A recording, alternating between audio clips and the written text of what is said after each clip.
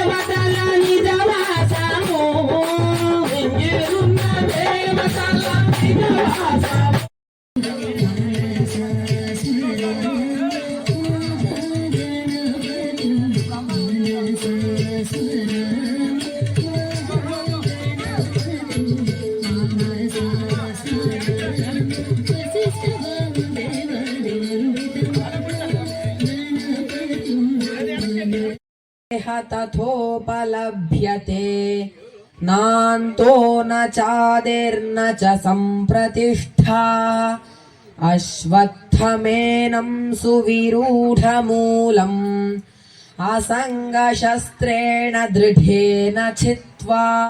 సంవత్సరాల ప్రయాణంలో మనం విజయగాథలను గుర్తు చేసుకుందాం. హిందూ సమాజం పట్ల గౌరవభావం, ఏకాత్మక భావన, స్వధర్మం పట్ల అంకిత భావం వంటి వాటిని వికసింపచేసేందుకు మీ అందరినీ భాగస్వామ్యం కోరుతూ హిందూ సమ్మేళన కార్యక్రమం ఏర్పాటు చేయబడింది. భారత్ మాతాకే.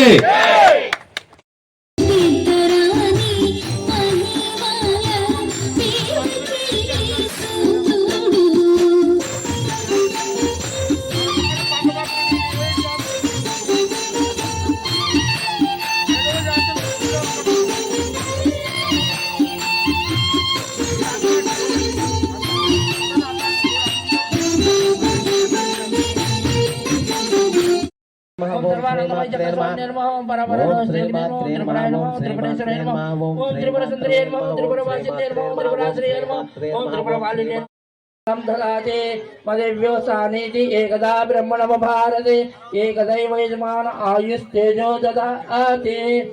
సర్వమంగళమాంగళ్యే శివే సర్వార్థసాధకే శరణ్యే త్రయంబకే గౌరీ నారాయణీ నమోస్తుతే. గంగా మాతా కీ ఆయుస్తేజో దదాతి. బోలో భారత్ మాతా కీ, బోలో భారత్ మాతా కీ. సంస్థ రాష్ట్రీయ స్వయం సేవక్ సంఘ్ ఆర్ఎస్ఎస్ అని పిలుస్తారు. అటువంటి సంస్థ ఉద్భవం 1925వ సంవత్సరం విజయదశమి రోజు ప్రారంభమైంది. మహాసంకల్పం మహాత్ముల సంకల్పం, వారి త్యాగ ఫలం ఫలితంగా 100 సంవత్సరాలు ప్రపంచ చరిత్రలో ఏ దేశంలో కూడా 100 సంవత్సరాలు ఒక సంస్థ తమ యొక్క కార్యకలాపాలని నిర్విఘ్నంగా నిరాటంకంగా కొనసాగించడం ఒక్క రాష్ట్రీయ స్వయం సేవక సంఘకే ఈ ఖ్యాతి దక్కింది. డబ్బులు తీసి ఆ నెగటివ్ వాళ్ళకి జీతాలు ఇవ్వటం, ఆ నెగటివ్ వాళ్ళకి ఇల్లు కట్టించటం, ఆ నెగటివ్ వాళ్ళకి లేనిపోయిన వరాలు ఇవ్వటం, మనకు మాత్రం మన డబ్బుతో మనకు మాత్రం ఇవ్వరు. కాబట్టి ఈ సమాజం అస్తవ్యస్తం అయిపోయింది. హిందువులు ఎవరు కూడా కళ్ళు తెరవటం లేదు, ఐకమత్యంగా ఉండటం లేదు, కులాలు గోత్రాలు వీటితో విడిపోతూ ఉన్నారు. కాబట్టి ఏదైనా ఒక గట్టి పాస అయినా సరే 4 గట్టి పాసలను పెనేసి పెంటే ఏమంటాను మనం, ఎంటు అంటాం కదా, ఆ ఎంటు ఎప్పుడైతే పెనేస్తామో అప్పుడే ఏనుగునైనా కట్టేస్తామని మనం నేర్చుకున్నాం.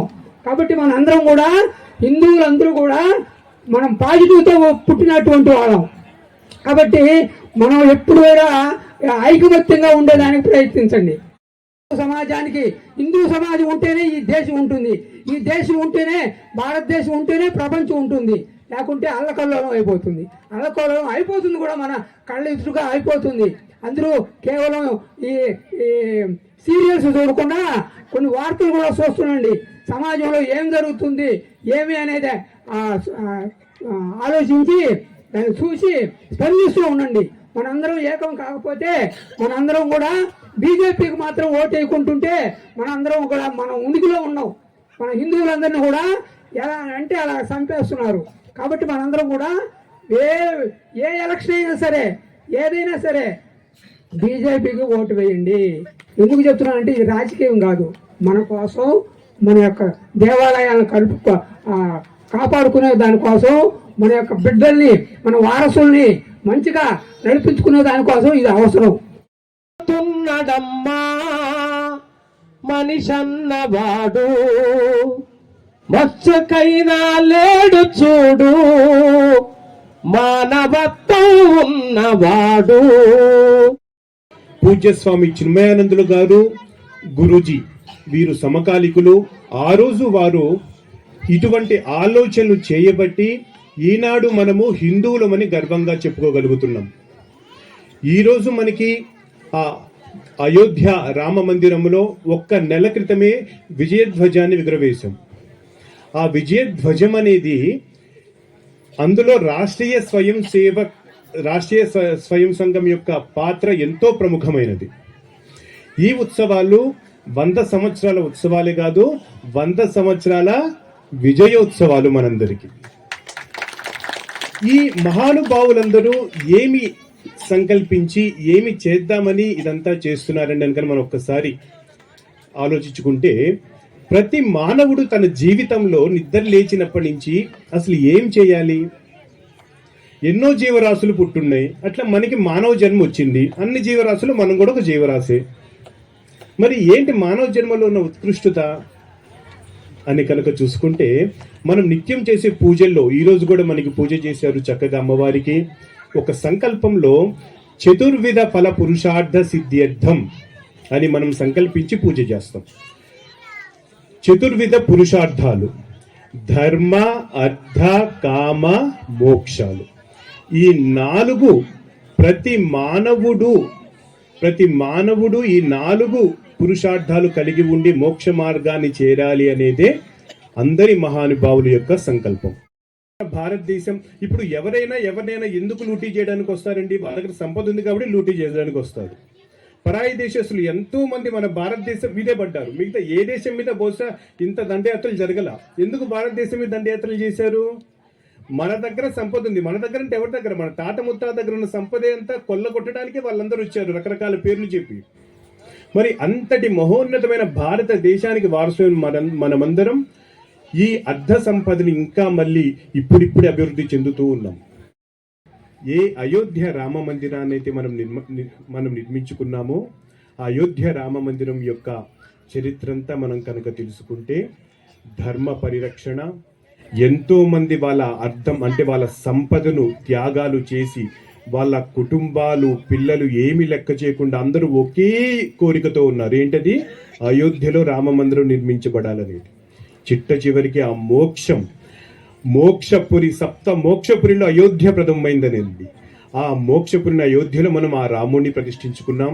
ఆ శ్రీరామచంద్రుల ప్రభువుల వారు ఇప్పుడు మనం ఆయన కల్లారా చూడగలుగుతున్నాం అయోధ్యకు వెళ్ళి. భగవానుడు ప్రేమిస్తే ప్రేమను పంచుతాడు, తప్పుడు పనులు చేస్తే తుంచి పక్కన పెడతాడు. మన ధర్మం ఇదే చెప్పింది. ఈ మధ్యన వచ్చి ఉంటారు, పాపులారా మా దగ్గరికి రండి మిమ్మల్ని మన్నిచ్చేస్తామని చెప్పి.